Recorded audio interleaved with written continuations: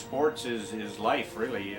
You do the same thing when you're out of the competing, when we go to work or Monday morning or whatever. You work hard at what you do, and it's fun when you get to enjoy it. So whether you're in the cattle business or whatever you're doing, you're still trying to be at your best every day.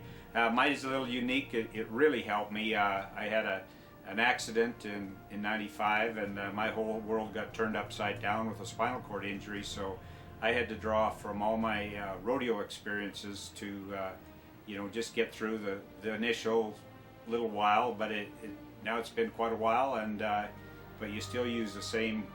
You draw from what you did when you competed at a high level. It's an honor just to qualify for the Canadian Finals and that. I guess 1991 when I was Canadian champion, that was almost a relief, I guess, to win a championship. I've come close a few times.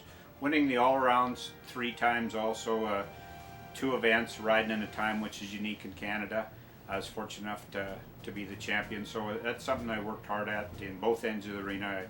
I roped calves, but bronc riding was my specialty, so that felt good. And then it was honored just to make the national finals, and just to be there and have a chance at a world championship was a pretty good feeling too.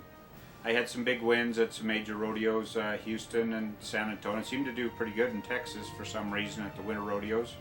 Won some awards, and a championship in some vehicles, stuff that went along with them. So. But it's pretty neat to be in the Houston Astrodome, I guess, and your lights going across the whole building, and that's what it's all about. So I was happy with some wins. It was quite a moment, I guess, for one ride or a couple rides, just to be there in Calgary. And it was just kind of unique that time.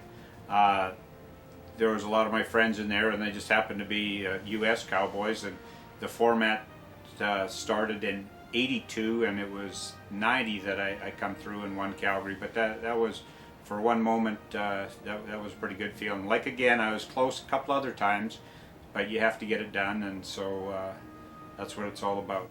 I've been a cowboy my whole life, and the rodeo part of it was good, and I tried to help out a little bit, being a representative on the board of directors for Canadian Professional Rodeo. But another step that I just kind of fell into was commentating and that, and I enjoy it. I just try to, tell them from the inside what it's like. I'm just a rodeo fan now, so I try to explain on TV or radio what's going on, like at the Calgary Stampede or the Canadian Finals. So I really enjoy it. Lets me be still a small part of it, and it's not like being down in the dressing room. That time is done, but you're still, now I've seen a lot of the kids that used to rodeo with their dads, so that's kind of fun too. So we're all in this together, I guess, and it's a good sport. Be inducted into the Sports Hall of Fame means a lot.